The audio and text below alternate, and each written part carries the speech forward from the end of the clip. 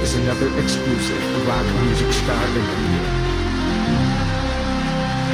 Conducted by Thomas S. Orwat Jr. Hey everyone, it's Thomas from RockMusicStar.com with another exclusive interview. For this episode, recorded on May 25th, 2021, I have guitarist, songwriter, producer Mitch Perry of the Mitch Perry Group as my special guest. The Mitch Perry Group released their critically acclaimed debut record, Music Box, in March of 2020. Since his career started in 1979, Mitch Perry has performed on over 60 records. Some of the records that Mitch has performed on include Talas with Billy Sheehan, Live Speed on Ice, Heaven, Knocking on Heaven's Door, Macaulay Shanker, Perfect Timing. Mitch has also been a member of many bands, including Cher's touring band, the Edgar Winter Band, Lita Ford, and The Sweet. During this interview, we talk about it all. So get ready, here he is, Mitch Perry!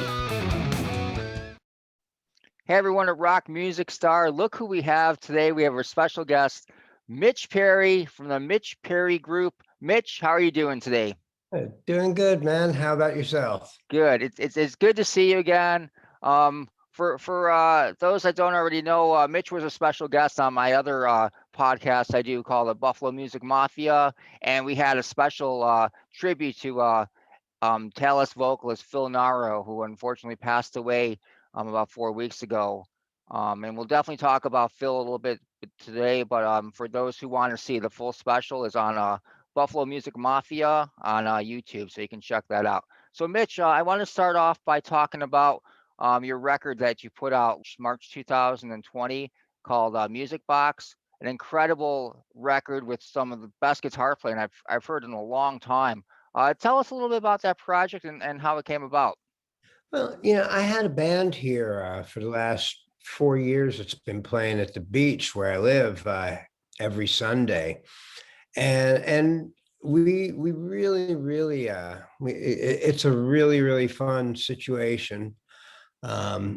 And we started kicking around the idea of doing some originals and whatnot, and so basically Music Box started off of that. I've had some of these songs written for a few years, and there are a couple of new ones. So I got together with drummer Tal Bergman. He was playing with Joe Bonamassa, and he's played with Billy Idol. And he heard some of these songs, and he had a studio, so we went in. We rehearsed we rehearsed the 9 songs that you hear on the album, and went in on 2 different tracking days and just tracked them. And the album just took a life from there. We knew we were going to do some overdubs, but we kept basically what we had on the basic track. That was, not just a drum track. It was, we didn't use any click or any of that. I wanted a spontaneity that, I feel kind of goes away with Pro Tools, because we're all human and we like to fix everything until it's perfect. So I just went right back to the old organic, recipe and cut the record that way. Yeah, it kind of has. It's a great record. I listened to it, and I kind of got like a humble pie vibe out of it. It was like, like very like 70s with some, like modern twist in it, but it was pretty incredible. The recording wise, it was great. It's a great record. Your cover of Jumpin' Jack Flash it's a little bit different than the traditional way that Jumpin' Jack Flash is played, and I really like that. That was very creative. Thank you for saying that. What's funny is that you think of Humble Pie, because that's exactly who I was thinking of when we did the cover of Jumpin' Jack Flash. Like, I'm going, what would Marriott be doing on this? And that's what that song is. Wow. Yeah, I definitely caught that vibe. Yeah, that's funny that you mentioned that. Yeah, so it's a great record. Unfortunately, it was like released pretty much right when the world shut down. So Yeah, I looked at that as, one, we didn't know how long we were going to be shut down for. I had planned on trying to get some business lined up for the album before we released it, but with COVID, nobody was doing anything. Nobody knew what they wanted to do. And I kind of like, I'm sitting at home, I'm going, we might as well just put the songs out there. It's like us playing around, and we could still give it a proper release when it finds the right home. I mean, I just didn't feel the need to immediately go out and make a deal that gave away more of the album than I wanted to, just to say we're on a label. So we decided to test the power of the internet a little bit by sticking our toes in the water with just putting some songs out, but not much more than that. And the response was overwhelming. I mean, it feels like we had a proper release, and the fact of the matter is we really didn't. Yeah, I mean, So. a lot of the reviews I read, I mean, at the time, I remember, reading that, this was making like the top 10 of a lot of people's lists for like, 2020. And, I after I listened to it, I kind of agreed. I mean, it really was a really solid record. Well, remember, you can put it on since it's COVID, it could be on your top list for 2021. All right. Well, yeah, I dare anyone to knock that off the list. I mean, it's a really, really great record. Oh, Yeah. thank So, you for saying. oh, you're welcome. Did you have any plans to take that record out on the road? I mean, before COVID hit? Oh, absolutely. It's a live band. I mean, part of my reasoning and what kind of inspired me to put that record together. Like I said, we had this live band on Sundays and we jam, I mean, we take songs. I don't mean like we'll play Sunshine of Your Love and solo on it for 3 hours. I mean, we go on these little journeys where, the verse and the chorus of a song is the vehicle to get to whatever jam we decide to go on. We write parts on the fly.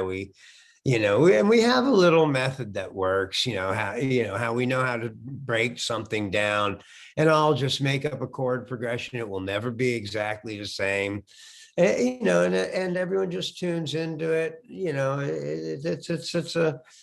It's a fun way of playing. It keeps the same old stuff from getting boring. And let's put it this way: everyone in the band has weekend warrior gigs. They're out. Dan and Dickie are out with Great White. Ed could be out with Robbie Krieger. I mean, so all of us are in another city on Saturday night. Mm-hmm. Yet we get on the first plane available Sunday to make it home so we can do this gig because it's so much fun. Now, with that being said, I wanted to take it to another higher level, but I'm like, well, how do we get some attention? I figured, well, let's be a jam band that has some good rock and roll songs again, because as great as a lot of the bands are in that circuit, I don't hear the material standing up to the musicianship, Yeah. all the time. And so, we I put the songs together pretty much with that in mind, but knowing that I'd want to be able to play these songs live. So there are rabbit holes written into all these songs where, you might fall in love with the version of the song you hear on Music Box. But if we do a live album, there may be, even though it's a 3-minute song on Music Box, it'll be 20 on the Wow. live album. Yeah. I mean, we will do that to stuff. And, like I said, you might even hear different songs that don't even exist in the song. It depends. Uh-huh. So like I asked before, do you think you might bring this like, out like to Buffalo, for instance? I mean, what might we see the Mitch Perry Group in Buffalo anytime soon? Is that a possibility? I mean, we are ready to come. I mean, if we find a promoter who's willing to book us and get us there, absolutely. We are starting to play out. I mean, I'm playing the 4th of July fireworks celebration here before they shoot the fireworks off in Redondo. And we booked a couple of local events just to get the band ready to, for whatever, possibilities come up. But Mhm. we are definitely looking. I mean, it's a great live band, and the album definitely deserves to be toured. So we're going to do Yeah. our best to do that.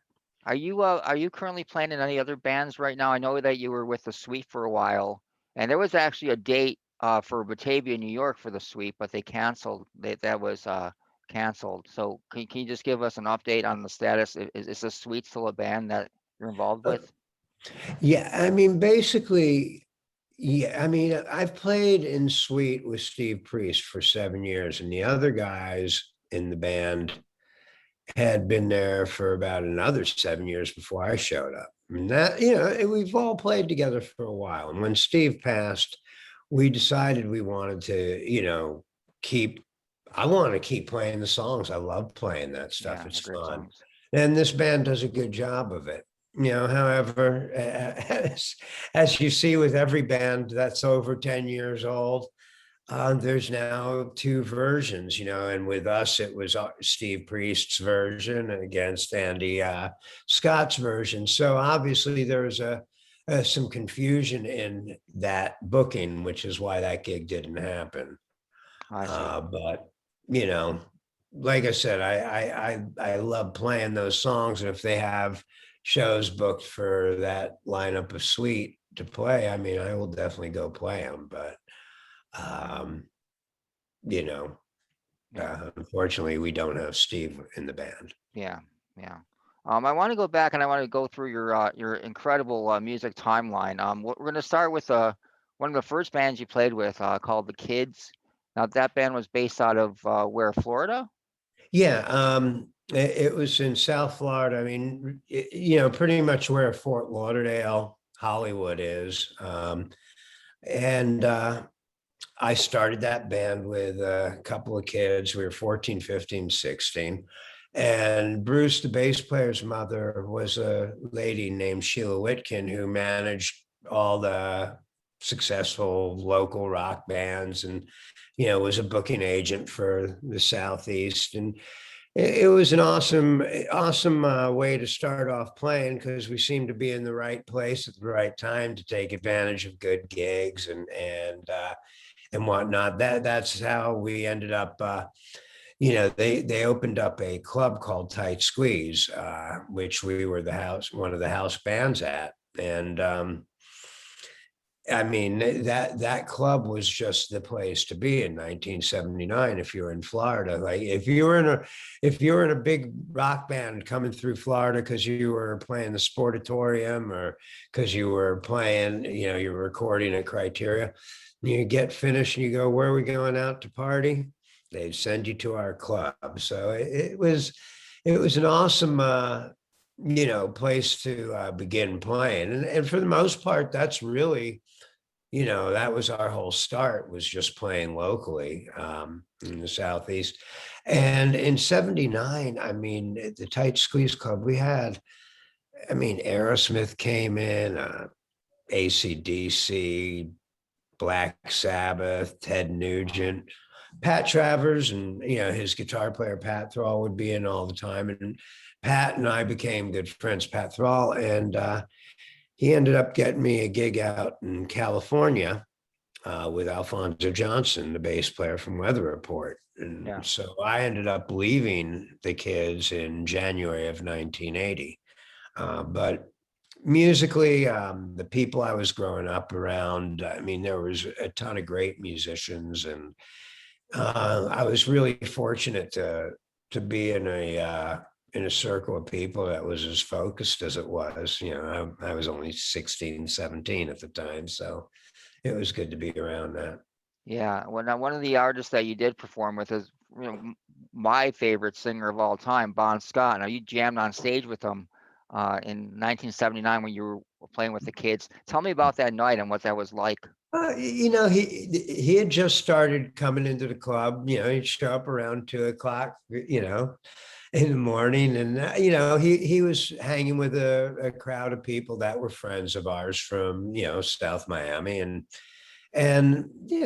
just he decided to get up on stage one night, and I think I sat down on drums and played a song with him, and then switched to guitar. But it was really cool because at that time, I mean, of course, we all knew who AC/DC was. I mean, but they weren't the iconic status that they are now. And so it was like, oh, cool. You know, a bunch of real rock musicians want to hang out with us. It was like really cool. Yeah.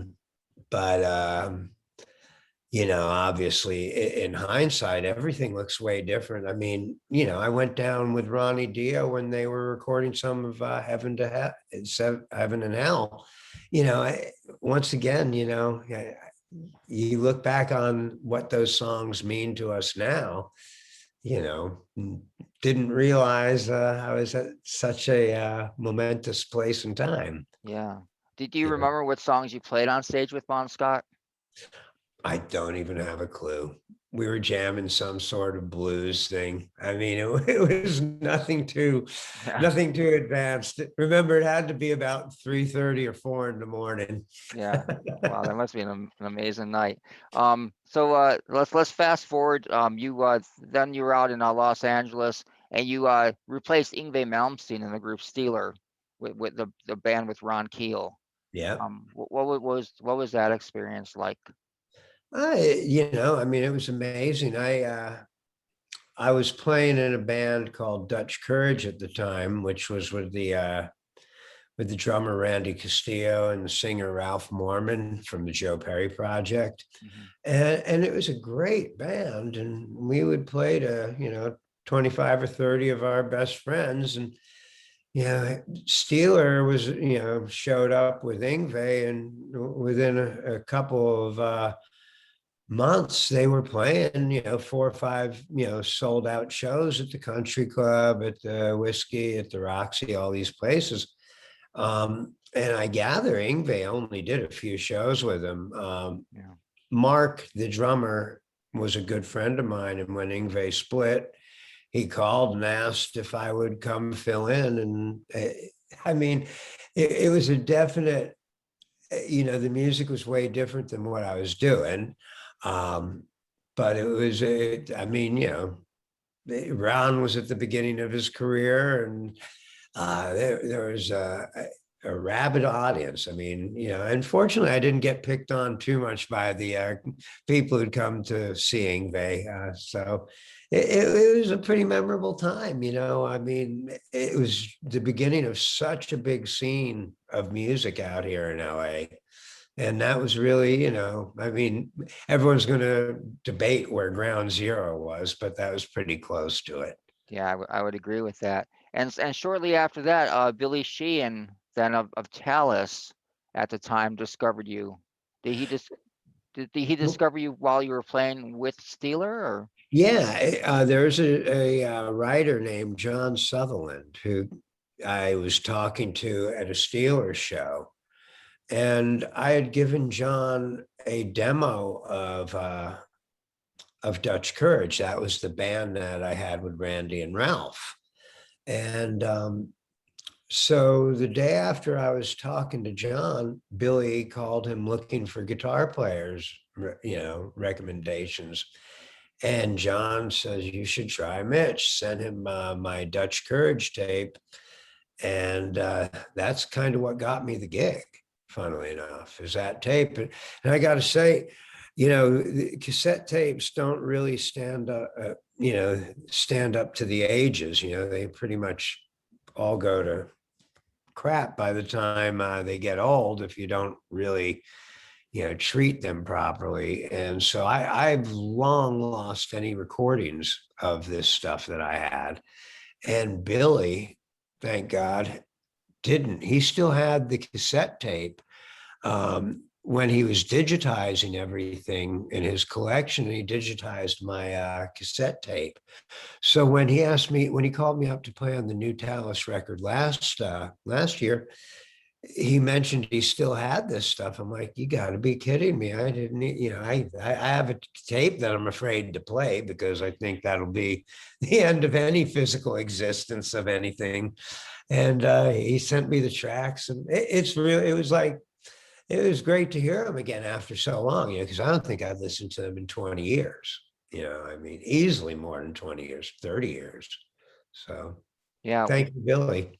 yeah. One of those tracks was Crystal Clear, which was on the record that you recorded But it was put out on Live Speed on Ice, the live record that Talas put out shortly after you joined the band, and that was a co-write you did with Ralph Morman, who you Yeah, mentioned before from the Joe Perry project. exactly. Yeah, it's I mean, it's funny. I didn't realize till just recently. I went to look the song up on YouTube, which I hadn't done.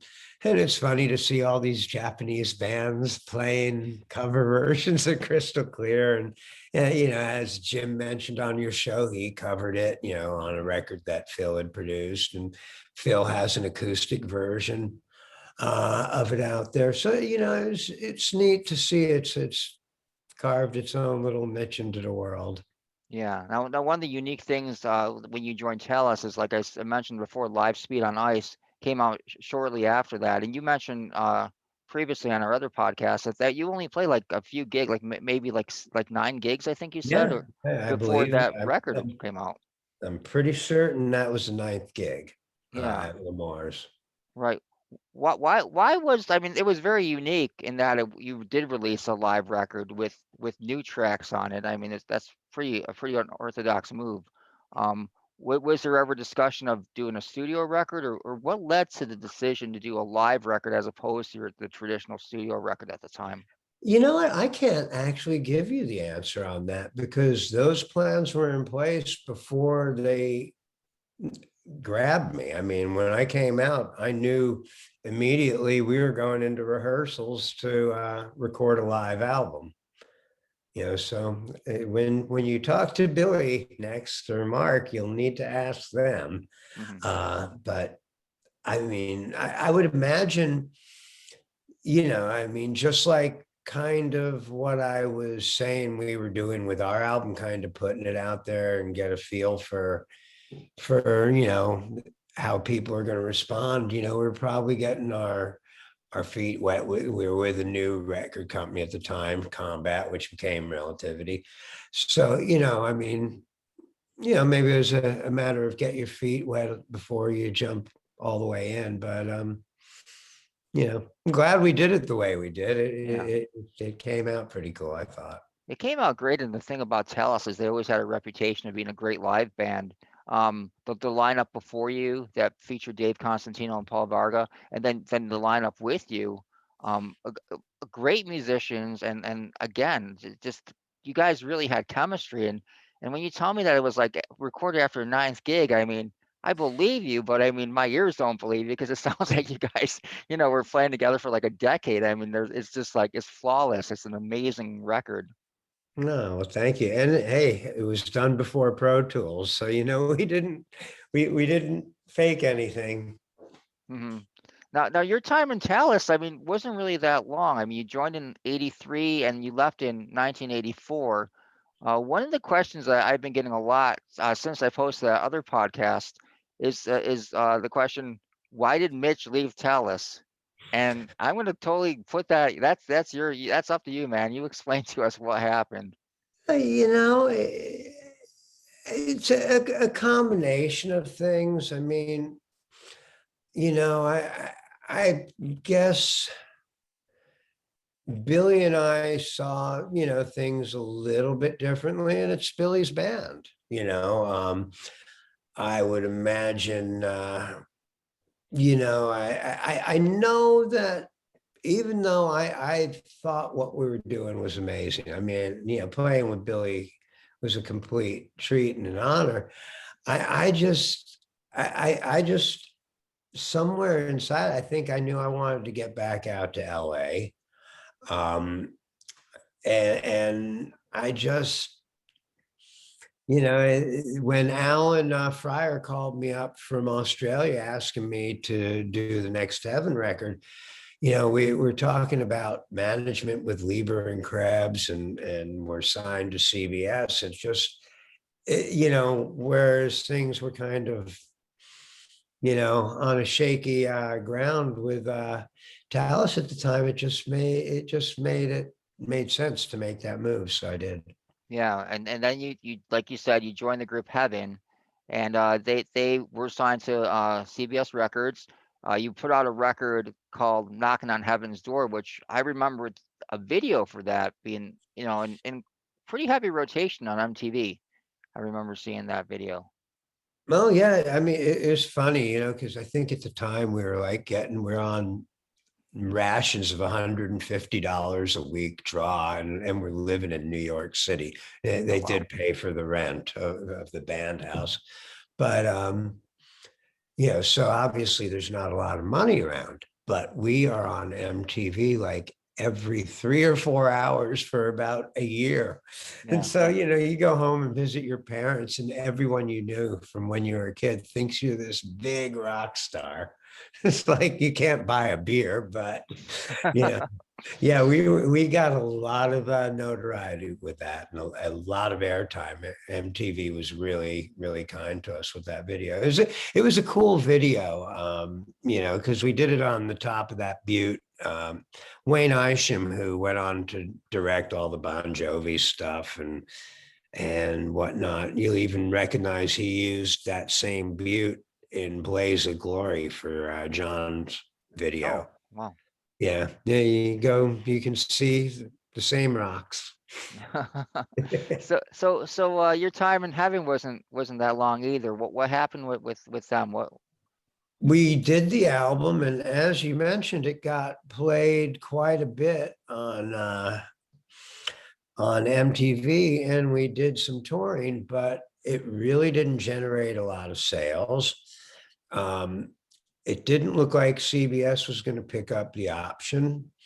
And at that point, Michael Shanker asked me to come and play on his stuff. So again, it was just, it kind of, the world seemed to be pointing me in that direction. So I went. Yeah, and the it was Macaulay Shanker at the time, right? Yeah. Yeah, and it was perfect timing, not only for you, but that was the name of the record. Yeah.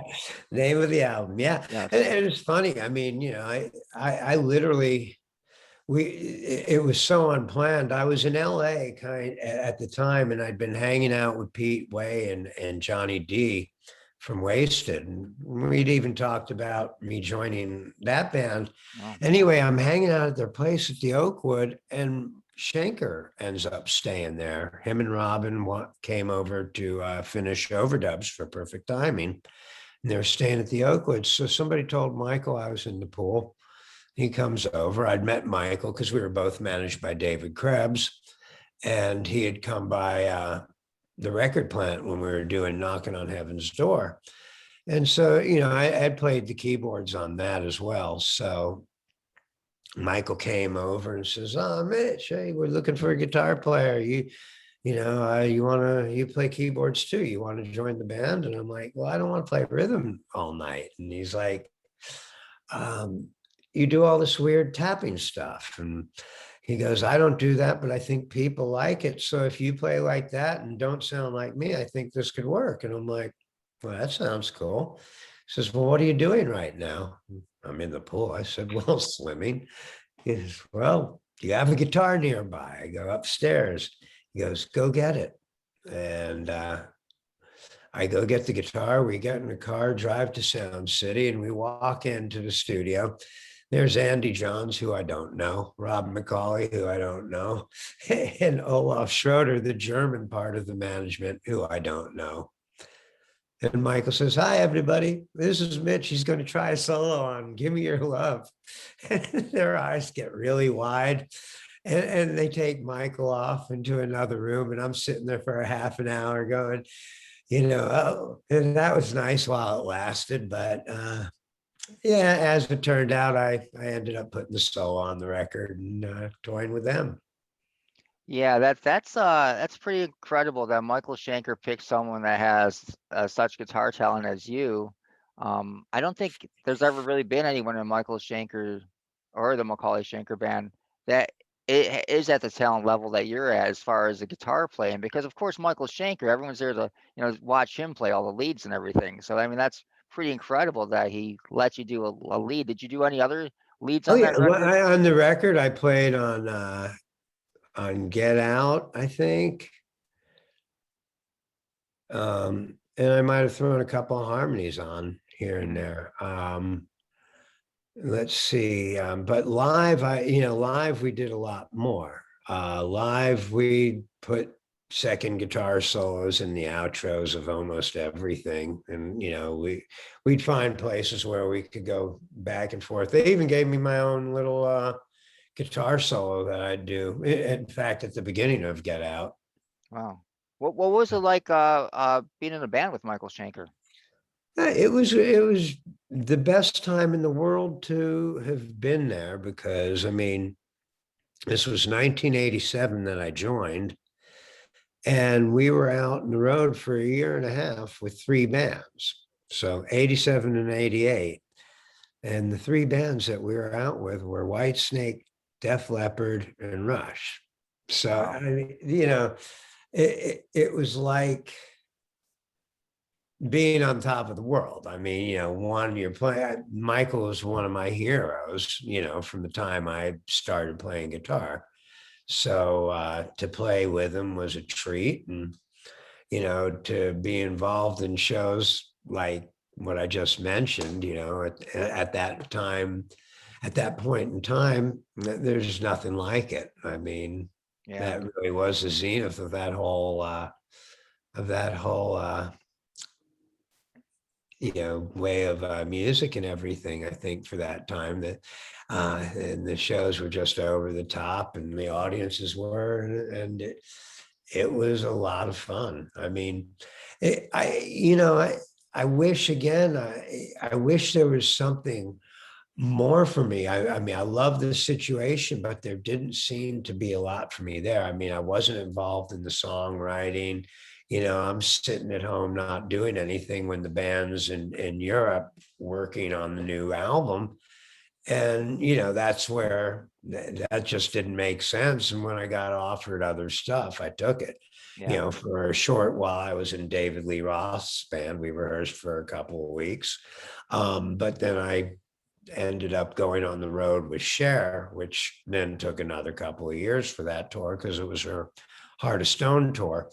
And, at the time I kind of went, Cher, don't tell anyone, but, it was also the biggest touring, I mean, I ended up playing in front of 110,000 people at the Adelaide Grand Prix in Australia with her. And we were around the world a couple of times, and it was also another bunch of amazing experiences, all Yeah. over the map. It seems like you've made some really good decisions. I mean, you kind of like moved up to like a different level with each decision you made. I found some of those videos with you performing with Cher, and holy cow! I mean, it was your guitar solos were insane. I mean, those people in her audience were probably not used to seeing a guitarist of your caliber. But this is the thing, and thank you for saying that. But what I would explain to people, they go, "What's it like playing with Cher?" I'd say, "Well, there's not a lot of pressure." Go, why? I go, because I could be Jimi Hendrix reincarnated on that stage right in front of everyone's eyes, and there wouldn't be five people in a Cher audience who are going to know or care.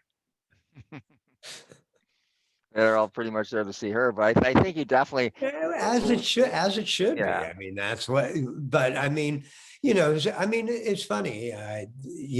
She's obviously, she likes that, because I mean, she's using Joel Hoekstra in her band now. yeah, So she uses, and when I wasn't there, she would use Dave Amato. So there's always some rock and guitar in that spot. mhm. So. Yeah. So after the Cher gig, where did you go from that point?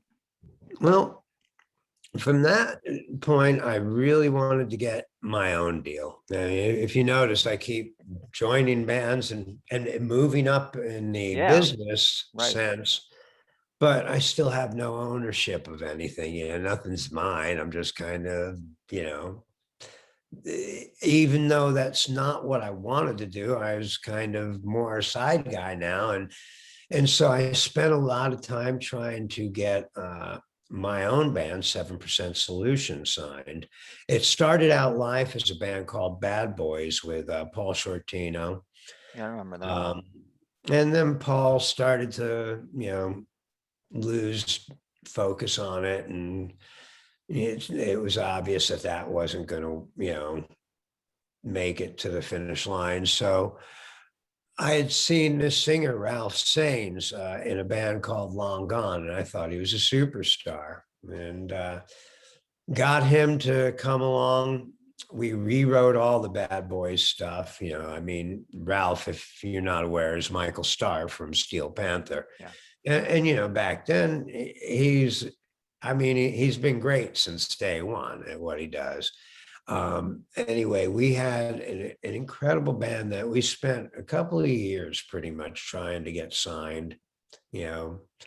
Um, and it was the wrong time, I mean, Dave, Ralph would get, totally torn to shreds because he was, too much like Dave. And anyway, the world didn't want to see that. It wanted Nirvana, Yeah. So, I mean, I ended up putting the songs out on a Mitch Perry solo thing that combined both bands, so we could use master quality tracks, because I had demos from each band that were all ready for a record, but I didn't have an album full of songs. I had a half an album, so I put one together of both bands, and it's called Better Late Than Never, but the inside sleeve of that album is a collage of all the rejection letters from the record companies, and it's pretty hilarious when you read them. I mean,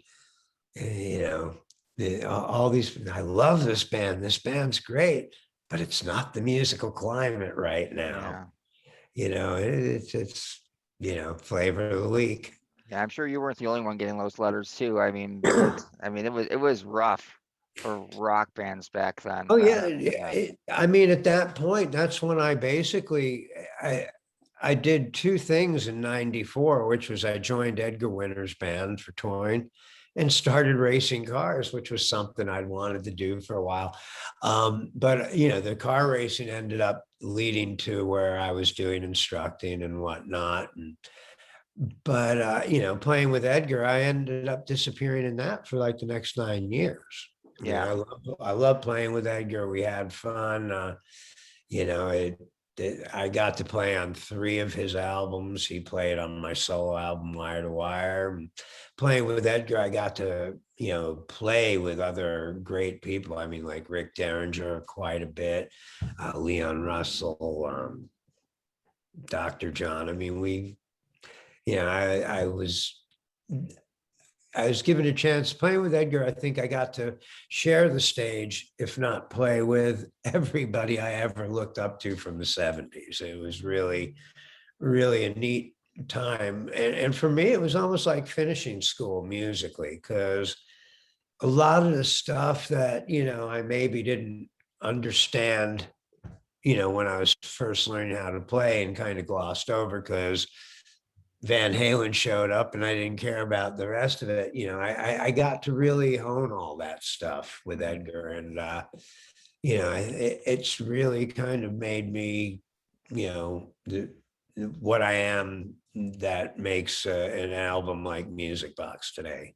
Yeah. I again, in doing research for this interview, I did watch some of those videos that you made while you performed with Edgar Winter Band. And there was one where Rick Derringer was playing, and you guys were trading solos.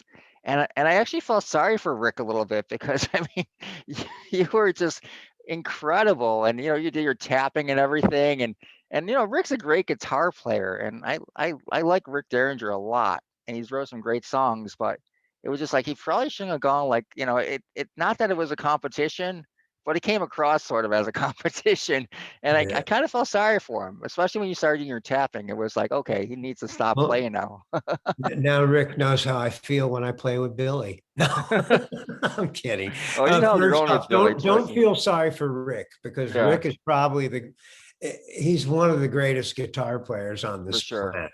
I Yeah. mean, and honestly, um, yeah, I learned a whole lot more from Rick than he learned from me when we were playing together. So, you could take that to the bank. Yeah. Did he ever ask you for advice on how to tap, or? I mean, this is the thing. I, I think it's always good to open your mind and expand your horizons and learn as much as you can learn. But when you're talking about something like music, which, it's how you play is as much a part of your style, or your style is as much a part of how you play as what you play. And like tapping is a whole nother mindset. And when Eddie would do tapping, it wasn't him deciding to tap because he wanted to do a flamboyant trick to get your attention. Mhm. It was literally a musical way of extending the reach of his one hand. He wanted another finger to go here, so he got it Yeah. off of his hand.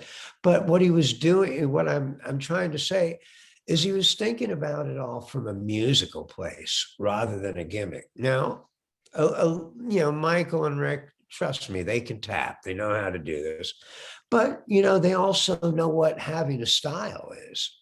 Yeah. And I mean, to be honest, you really, if you tap, you're going to be Eddie Van Halen Jr. Right. Yeah. They know this, so that they probably don't. Nothing against the trick if you use it for a musical reason. I mean, that's it's funny when this goes way back to when I first started playing. There was a drummer that I played with in 1976, and he was from New Orleans. His name was Harold Marco. He's still a friend of mine. But he showed me the tapping trick in 1976 Wow. because there's this guitar player who did it in New Orleans. And he showed me with the notes A, G, or E, G, and A, on the B string. So we're talking 5th fret, 8th fret, 10th fret. And it's the first time I ever try this. I'm still at a stage in my career where I probably can't play guitar very well anyway. So now I'm trying to tap on top of it. I'm like, this is great, cool, what a neat trick. But look, I can play it, and I play it just regular. It's how to play that trill on guitar where you hammer on with the pinky and do an up and down on the E and the B. I go, look at how much quicker that is. Yeah. Yeah. That was the end of that. Yeah. Up until I'm now sitting there trying to figure out how to do eruption. And I can play the first two, chords in eruption, or triads. But I get to that third one, I can't figure out a stretch. Man, the light goes off. Because you got to remember, this is 1978. We didn't have YouTube. We didn't even have MTV. We didn't even have a TV station that would play a rock show that would play Van Halen for you. If you wanted to know what he was doing, you had to go see him live. So I'm sitting there trying to figure that stuff out. And remember, I'm living in Florida, not Buffalo, where Billy was killing them all with that stuff. And so I became the first guy in Florida. I figured out the eruption thing, and I became the first. I won't say in Florida, but in my little circle of things there. Mm-hmm. I was doing it, and people were like, "Oh my God, wow, wow, wow!" Yeah. And the first thing Thrall says to me, he goes, "Man, you got to lose the tapping stuff." He goes, "You'll get out to LA, you're going to look exactly like every other guitar player." And dude, I got out to LA, he was right, and I stopped tapping. Oh, wow. Right until I showed up in Buffalo and looked at Billy, and I'm like, just like I said, now Rick knows how I felt. Right. Because that I'm was a like bit. looking across the stage going, what are you doing? How do you do this stuff? Right. Yeah. And so it was like, no way I can't go and learn this. So, I picked up as much as I could, while I was there. It was a definite, ripe field for learning. I mean, Billy was amazing, obviously. Yeah. And that's when I started tapping again. But the thing with how I tap, I didn't learn a bunch of Van Halen songs to do it. so if I tap, hopefully it sounds like me just playing with some weird spreads instead of, oh, he's gone into Eddie mode or Yeah, something. yeah. I know Yeah. you definitely achieved that because from the videos I watched of you tapping, I mean, that definitely is your own unique style. I mean, you don't sound like Van Halen. And a lot of people who are good at tapping don't sound like Van Halen, but some who, don't have that vocabulary, that, music vocabulary, sound like a clone of him. So, I mean, Yeah. I guess it's how far you want to take it. I remember back when I was playing guitar, I mean, my teacher was showing me like 8-finger tapping because he played the Chapman stick. And it was Yeah. like, dude, I just want to learn I want to be like, Keith Richards. I mean, show me songs, show me rhythm, that's what I want to do. I don't want to sit here in a hot room, like, tapping with all my fingers, and learning that. So that didn't work out well. But anyways, so back to the timeline here. So, Lita Ford comes up soon after that, doesn't she? Where you Oh, joined her no. band. Well, actually I bailed from Edgar's band in 2001. Oh, okay. And So that's and at that point, there was absolutely nobody I wanted to start a band with.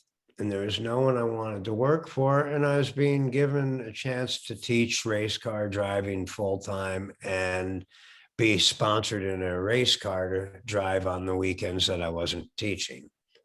So I took about 2.5 years off where I didn't really didn't play music for a living. I mean, I'd always play my guitar and I'd go to, I lived at the beach and I lived a block away from Redondo Pier, which had a really good guitar player playing on the weekends there. So I'd always go in and sit in with him. And, I mean, so it wasn't like I quit playing music, but I just quit doing it for a living. Um, until I'd done racing long enough to realize that music wasn't the stupidest career I could have picked. No. It's funny. I just started playing. Once I started doing my own thing, at the beach, instead of going in and jamming, it just led to another thing, one thing to another that led to me working again as a full-time musician. I started playing with Asia from John Payne's Yep. version. I did that for pretty much from 2007 to 2010, and then I joined Lita's band in 2010. Stayed in that until 2014. Yeah. And then you were in RATT for a while, the Bobby Blotzer version of Yeah, RATT yeah. for a few gigs, right? I did some of Bobby's songs. That was interesting in its own way as well. I mean, like I just explained, I kind of went out of my way not to sound like an LA guitar player, which is exactly not the requirements necessary to play in RATT, because Warren defined what a guitar player should sound like. I Right. mean, his playing to me, even though he comes from the school of Lynch, I liked his playing better than George's because it had a little bit more focus to me. But I really loved his playing, and that was a trip to have to learn those songs and make them sound right and Yeah. everything. But I thought we did a good job of it, and I'm sure as it turns out, we'll eventually see Bobby playing with all the other original Rats, and that whole ship will be the way it should be. Yeah. Yeah. Yeah, How many gigs did you play? It wasn't that many. It was maybe like a handful, right? Like, yeah, probably about 15 or so. oh, that's more than I saw. Oh, wow. Oh Yeah. yeah, no, there was a fair, it was a not a super packed tour, but a good tour. Yeah. Because I remember at the time, kind of following that, and it was kind of surprising. I mean, with myself being a rap fan, I mean, I'm glad that rap music was out there for people to see live, but it was, it wasn't the rat that we're used to. But I mean, he definitely has some good hired guns in that band. Oh no, I thought we did a great job. I mean, the band held its own with, but at the end of the day, and I mean this in total respect to the five original guys on that, on the first record, but I mean, even then, I think on that first record, it's not one, it's Joey Cristofanelli on bass. It's not one. And I mean, they'd been shifting people weekly before they got signed. They stay, when you hear RATT, it's those five guys, Robin, Warren, Bobby, Juan, and Steven. That's RATT. Yeah. Anybody else, when Michael joined it, it's RATT with Michael, Yeah. Shanker. It's not Michael's part of RATT, and I kind of felt it's the same, I mean, Bobby got mad at me because I said I wasn't in RATT, I'm not saying that, although I wasn't, RATT is those five guys. I was doing the gigs that they couldn't get their shit together to do. Yeah. I mean, somebody who's going to get paid to play them. It might as well be someone who is friends with them all. Yeah. Well, what would have been good if you guys just had your own band, came up with your own name with that lineup, and you would have just killed it. Yeah, I agree. But, that's not what we were doing. We weren't writing songs together. Mhm. I mean, I totally agree with you. If we were going to write an original song in a trillion years, it should never be called RATT. Right. Yeah. You could have called it something And else. the same thing with any, I get the tribute band thing. I let's put it this way. I've had this discussion for so long now. My opinion on it's changed almost because there is no such thing as an all original band. If we like anything that's, Yeah, it's just, that's not the way it is. So you got to look at those live gigs, as whoever's got the name, you're going to assume they are supposed to be the ones that, are entrusted with keeping the legacy alive and keeping it done right. And that's what I think. I mean, that's what you're going to have to get used to, if you want music from that period, yeah. unless you like what people are doing now, and then you don't have to worry about it. I mean, there's so many great bands that have come along since the beginning of rock and roll that it'd be a shame never to hear these songs played again. And like you just said, I mean, that's really the only option there's going to be is in order to hear these songs is for these like tribute bands or bands with like one original member, whatever, to continue. And I can see both points of view, but as a fan myself of these bands, I mean, I want them to continue. I want to hear these songs. I want to experience this again live. If the original members can't be there, I mean, that's really the only option of seeing these songs, hearing these songs Let, again. let, I mean, we could put it this way. I understand how a fan feels. As a fan, I want Bridget Bardot to look the way she did in 1965. I'm with you. Yeah. Yeah, like the Sweet, for instance. I mean, I wasn't old enough to really appreciate the Sweet in their prime, but I rediscovered them, and I want to experience like hearing those songs live. I mean, and seeing if it's a tribute band. I mean, people that have like, some kind of like, relationship or roots to the band or a member of the band. I mean, yeah, let's hear it. Let's see it. I'm not going to pay like $500 for like the meet and Of greet and stuff, course. but I mean, I want to hear the songs and experience it. Yeah, I mean, you know what?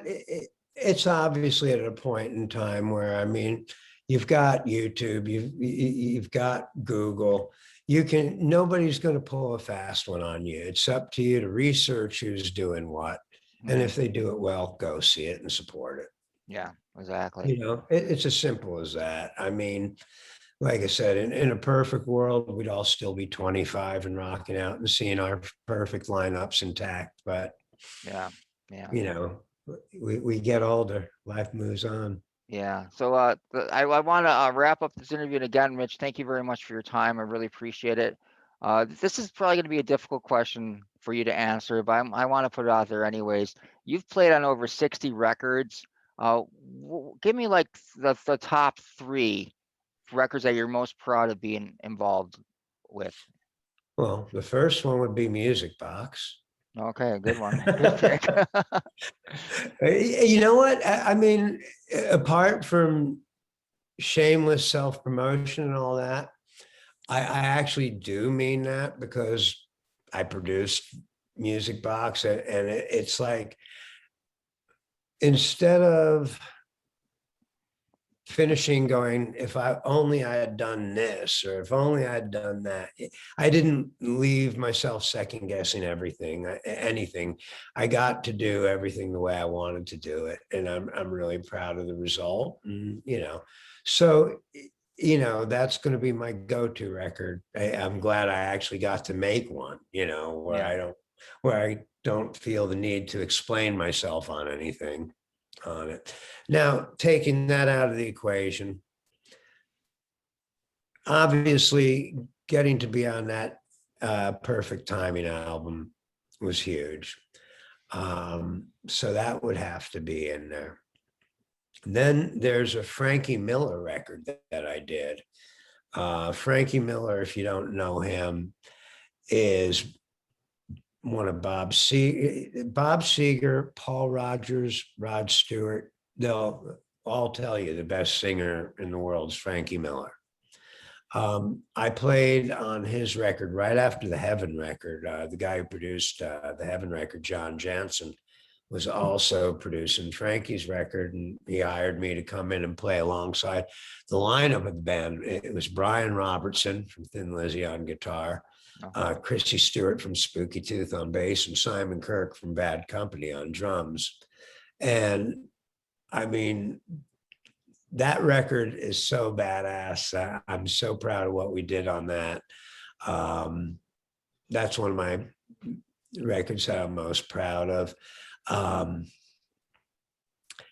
Really cool that I got to play on the Fast Times at Ridgemont High soundtrack with Graham Nash, from Crosby, Stills and Nash.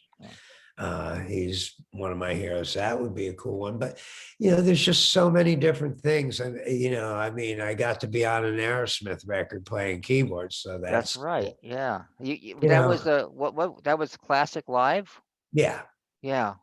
Yeah. Well, Paul O'Neill, who was managing so. Heaven and had produced some of the Knocking on Heaven's Door record, was producing that record, and he hired me to come in. They wanted me to ghost some guitars. I wasn't going to ghost guitars. I had no problem ghosting the keyboard. So, because they were basically live tracks that these guys owed, that the band owed Krebs and CBS. So they were cleaning up the tracks to release them. And that's how we ended up playing on that stuff. Oh, so they were going to ghost guitars on an Aerosmith record? Wow. But it was done by Joe Crespo, Jimmy Crespo. Right. Jimmy Crespo, right? Yeah. Yeah, that's right. Because there was a lot of that material on that record was Jimmy Crespo, or if not all of it. No, not the material on the record, because we were doing some old Aerosmith songs, but the live tapes that we were playing from were from the Crespo Dufay era of guitars. So it was kind of shaky. Wow. Yeah, right. Wow. So those were the top ones, and of course Talas is in there too. You see, that's the thing. It is a ridiculously hard question, because there's Talas. I did a live album with Lita that sounds pretty cool. There's a lot of stuff. I was on the first Faster Pussycat album. You were. I played the solo on Babylon. Wow. I didn't know that. Wow. And you're going to be on the new Talas record also that's coming out. Yeah, and like you said before. we did a studio version of Crystal Clear, and another song also that's off that the tape that I told you about, the Dutch Courage tape. We did a song called On the Take live back in those days. We didn't use it on the album, but on the live album, but it's going to be on this new record. Oh, that's great. So, all right. So really, I'm glad. I'm obviously, in light of Phil's passing, I'm 100 times happier that they asked me to do this, and we have gotten a chance to put all this material down. Yeah, it's good to get the four of you guys together for one last time unfortunately, Yeah. that's the way it turned out. But at least that we'll have that. So yeah, let's end the interview there, Mitch. I want to tell everybody watching this, you can visit MitchPerry.com to see what's going on with Mitch, and also buy his new record, Music Box. And Mitch, thanks again for your time. And we'll be catching up with you soon. I hope you come to Buffalo soon, man. I'd love to see you live again one of these days. Me too. I can't wait to get back there when we do. I will definitely look you up, and you got to All come out right. to the show. All right, sounds good. Thanks again. There he is, everyone. Mitch Perry. Take See you, care. Mitch.